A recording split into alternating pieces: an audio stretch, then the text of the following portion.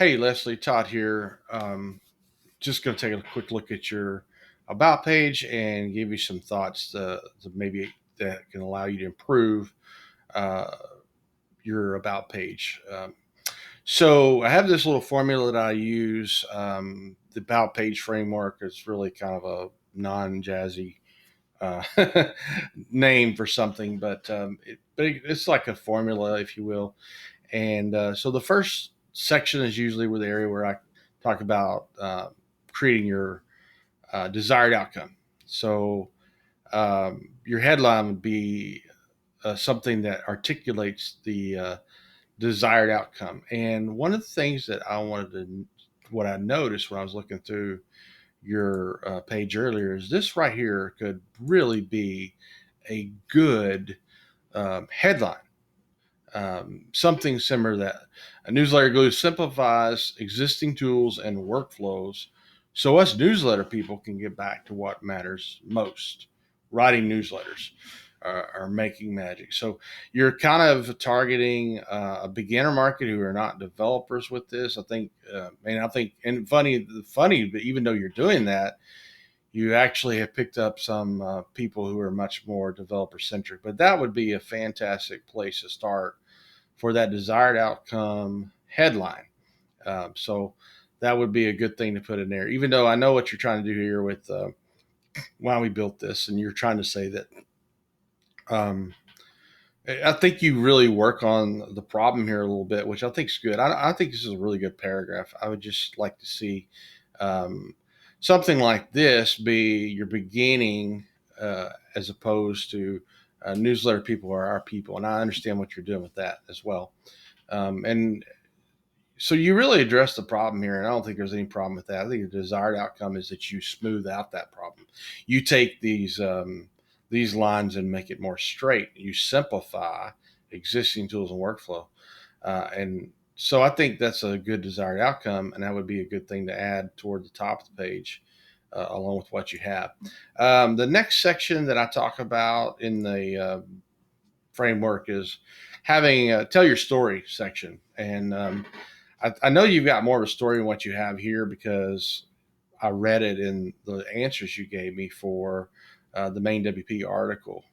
And so I think you could use some of that, that story here, talking about, you wanted to do an email newsletter, and, it was really difficult to figure out the dashboard of MailChimp or those kinds of things. And I think that's a, that whole telling your story is I think key to bridging the desired outcome to some of the other elements of your company. And so when I talk about telling a story, I think there's a real easy formula you can use, which is before. So what is that problem that you were having?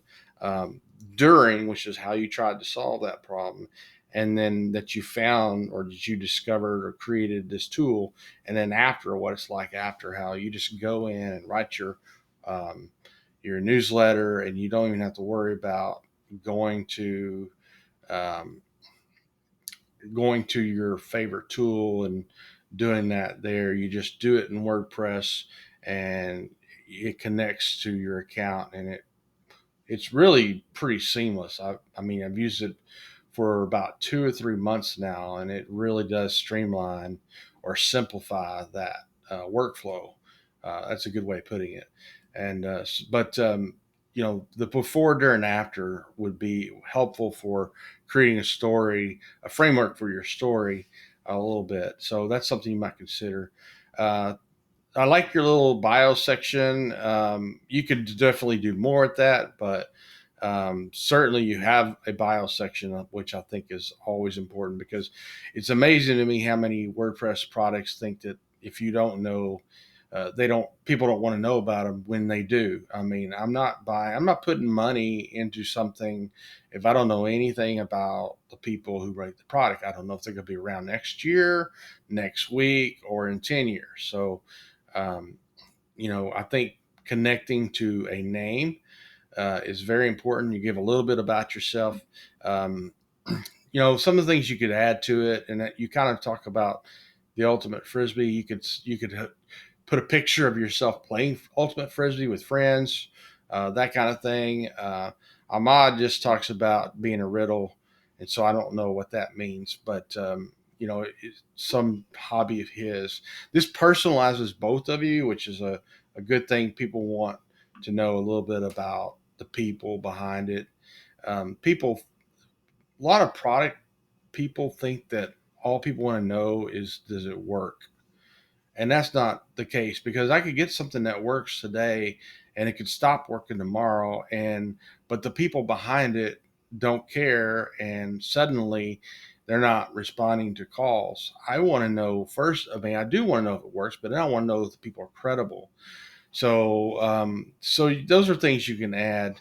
Um, I like to talk about adding a section that kind of tells more about who you are, in terms of your values or your mission or vision statements. So some people do mission and vision statements.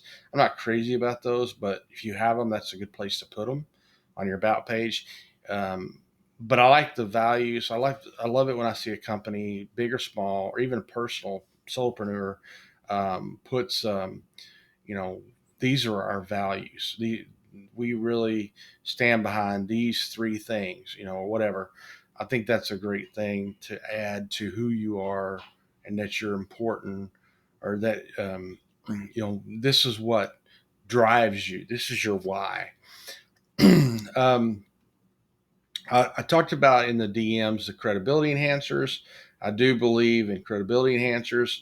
That can be testimonials, it can be case studies, it could be logos of people who recommend your product. And then I like to talk about the showcase, which we talked about via DM on Twitter. The showcase is like where you're featured. So if you're featured in an article in Main WP, you're featured on Joe Casabana's podcast.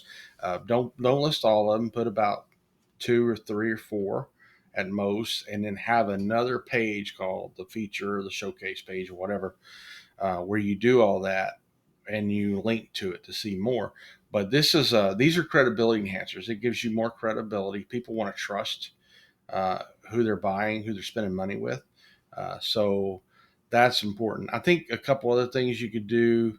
Uh, One is, I always talk about having your best offer, but you have one offer mostly, which is the pro plan for the newsletter glue. But what you can do is put your best content, a link or two to your best content. And it might be a starter guide. Want to get started? Click here. Want to see how some of our customers use newsletter glue? Click here.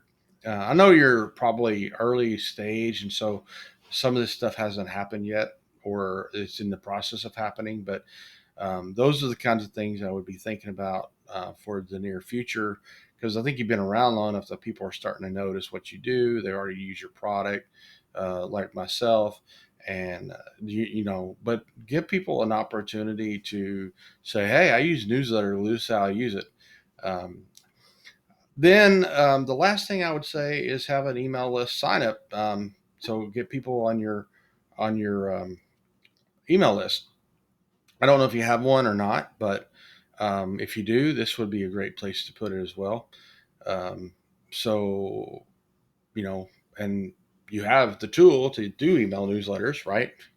Um, so that's what I would do. I would have a place for your email newsletter sign up. So these are the kinds of things that we do. I help orchestrate this in the productized service that I'm launching, and um, help the customer put it together. Copywriting and this kind of thing is really like assembling.